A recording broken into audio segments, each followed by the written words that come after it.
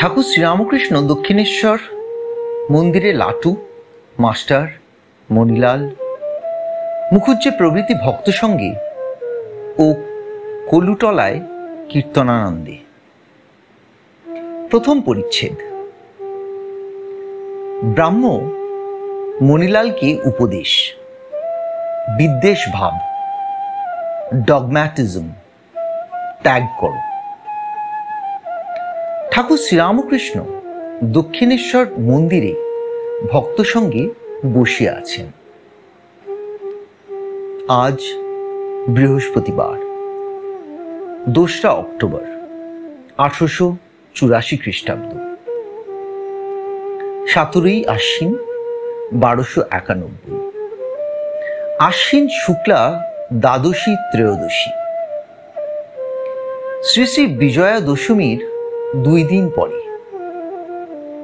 গতকাল ঠাকুর কলিকাতায় অধরের বাড়িতে শুভাগমন করিয়াছিলেন। সেখানে নারায়ণ, বাবুরাম, মাস্টার, কেদার, বিজয় প্রভৃতি অনেকে ছিলেন। ঠাকুর সেখানে ভক্ত সঙ্গে কীর্তনানন্দে নৃত্য করিয়াছিলেন। ঠাকুরের কাছে আজকাল লাটু, রামলাল, হরিশ থাকেন। বাবুরামও মাঝে মাঝে আসিয়া থাকেন। শ্রীযুক্ত রামলাল শ্রী শ্রী ভবতারিণীর সেবা করেন। হাজরা মহাশয়ও আছেন। আজ শ্রীযুক্ত মণিলাল মল্লিক, প্রিয় মুখুজ্জে, তাহার আত্মীয় হরি, শিবপুরের একটি ব্রাহ্ম দাঁড়িয়ে আছে। বড়বাজার 12 নম্বর মল্লিক স্ট্রিটের মারওয়াড়ি ভক্তেরা উপস্থিত আছে। ক্রমে দক্ষিণেশ্বরের কয়েকটি ছোকরা, সিথির মহেন্দ্র কবিরাজ প্রভৃতি ভক্তেরা আসিলেন। মণিলাল পুরাতন ব্রাহ্মভক্ত। শ্রীরামকৃষ্ণ মণিলাল প্রভৃতির প্রতি নমস্কার। মানুষেই ভালো, পায়ে হাত দিয়ে নমস্কারে কি দরকার? আর মানুষে নমস্কার করলে কেউ কুণ্ঠিত হবে না।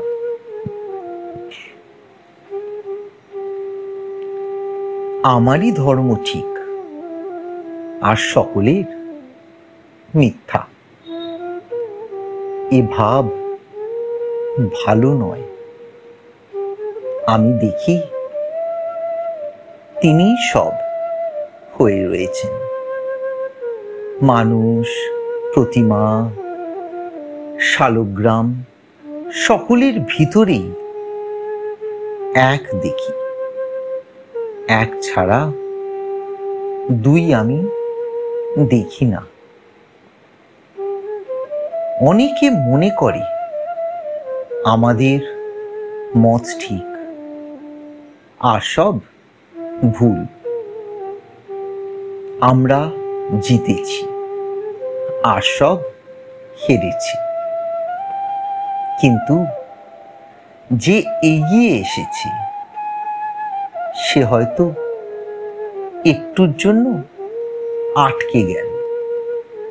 পেছনে যে পড়েছিল সে তখন এগিয়ে গেল। গোলকধাম খেলায় অনেক এগিয়ে এসে পোয়া ঘুঁটি আর পড়ল না।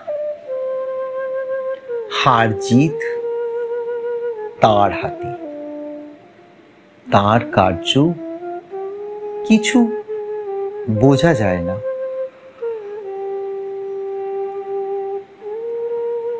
দেখো না, ডাব অত উঁচুতে,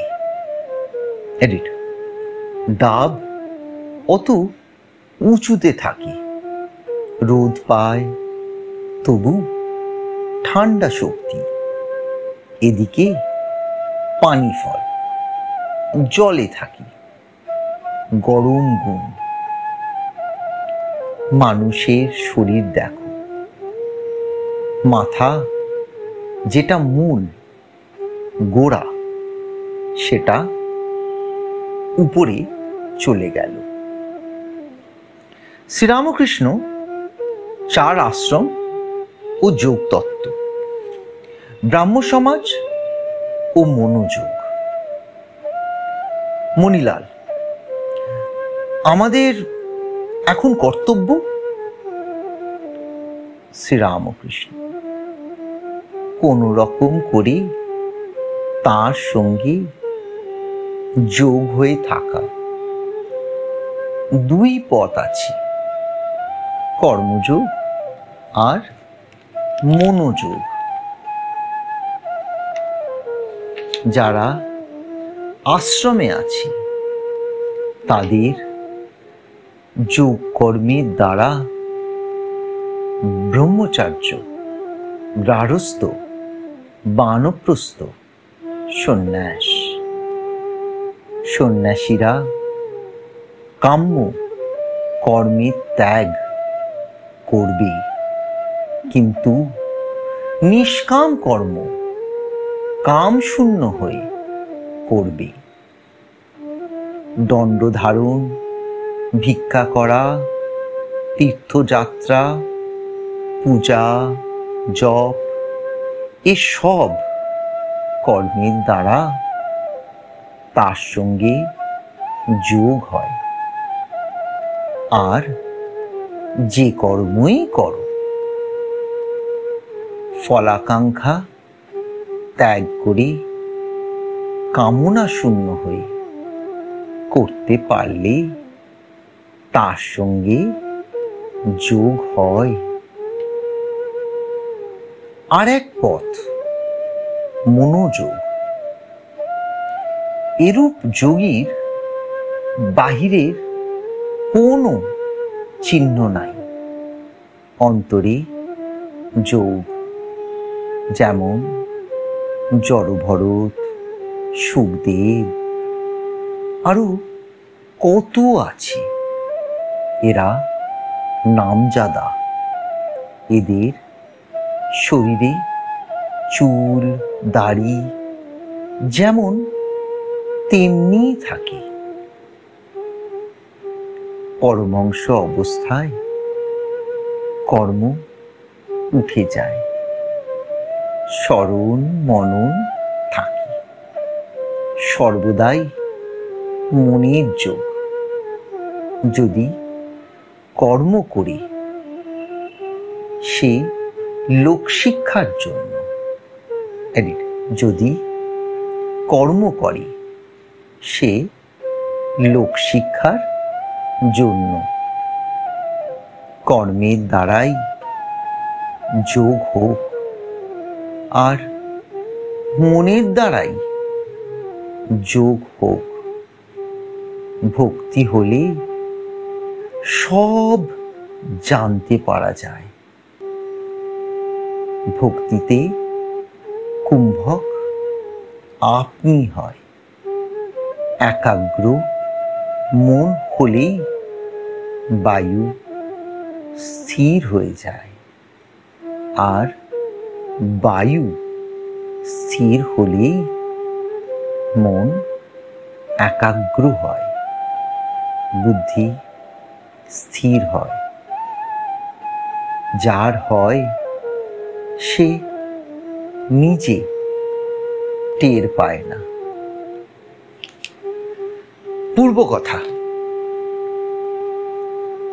সাধনাবস্থায় জগৎমাতার কাছে প্রার্থনা, ভক্তিযোগ। ভক্তিযোগে সব পাওয়া যায়। আমি মার কাছে কেঁদে কেঁদে বলেছিলাম, মা, যোগীরা যোগ করে। মা, যোগীরা যোগ করে যা জেনেছি, জ্ঞানীরা বিচার করি, যা জেনেছি আমায় জানিয়ে দাও, আমায় দেখিয়ে দাও। মা আমায় সব দেখিয়ে দিয়েছেন। ব্যাকুল হয়ে তার কাছে কাঁদলে তিনি সব জানিয়ে দেন। বেদ, বেদান্ত, পুরাণ, তন্ত্র, এসব শাস্ত্রে কি আছে সব তিনি আমায় জানিয়ে দিয়েছেন। মুনিলাল, হঠযোগ? শ্রীরামকৃষ্ণ, হঠযোগীরা দেহাভিমানী সাধু, কেবল নেতি ধৌতি করছে, কেবল দেহের যত্ন। ওদের উদ্দেশ্য আয়ু বৃদ্ধি করা, দেহ নিয়ে রাত দিন সেবা। ও ভালো নয়। মণি মল্লিক, সংসারী ও মণিত্যাগ। কেশব সেনের কথা। তোমাদের কর্তব্য কি? তোমরা মণি কামিনী কাঞ্চন ত্যাগ করবে। তোমরা সংসারকে কাক বিষ্ঠা বলতে পারো না। গোস্বামীরা গৃহস্থ, তাই তাদের আমি বললাম, তোমাদের ঠাকুর সেবা রয়েছে, তোমরা সংসার ত্যাগ কি করবে? তোমরা সংসারকে মায়া বলে উড়িয়ে দিতে পারো না। সংসারীদের যা কর্তব্য চৈতন্যদেব বলেছিলেন, জীবে দয়া, বৈষ্ণব সেবা, নাম সংকীর্তন। কেশব সেন বলেছিল, উনি এখন 2 করো বলেছেন। একদিন কুটুস করে কামড়াবে তা নয়। কামড়াবো কেন? মণি মল্লিক, তাই কামড়ান। শ্রীরামকৃষ্ণ সহাস্য, কেন? তুমি তো তাই আছো। তোমার ত্যাগ করবার কি দরকার?